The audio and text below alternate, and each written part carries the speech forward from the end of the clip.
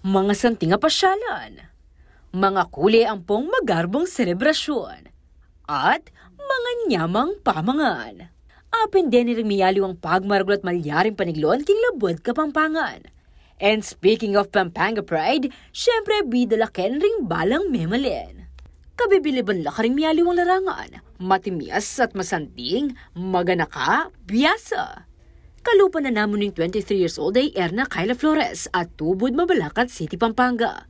May uli ang galaliniking kayang pamilya, eskwela at mabilog a probinsya, pauli ng kayang matas agradong ikwa king November 2024 Customs Broken Licensure Examination. Iya mo naman kasi ing mig-top 3 king may sabing exam king mabilog a bangsa. Ing tagumpay ni bunga na kanuning kayang puyat at pagalking pamagaral. Ating ko pong apat na karakteristik na talagang tetak po kaya sarili ko. Mumuna po is hard work. Yan po talaga yung peka mo muna. Kailangan mo po talagang disiplina ng sarili mo. Kaya pa mag-review. Lalo na po kayang dormi is miyabe-yabe kami po may kakaklase. Tas pangadwa po yung optimism. Dapat po maging positive ka mo po kaya sarili mo. Kasi yung maging positive po kaya sarili mo is makapag-help ya po talaga na mas i-achieve mo po yung buri mo eh. Tapos yung pangatlo po is maging persevere ko. Kaya like determine ka po talaga kaya tang buri mong i-achieve. Tapos lastly is tang faith po. Yan po yung mumunang dili na ako po leko. Simula po niyang may garal ko hanggang na po kaya may board exam ko.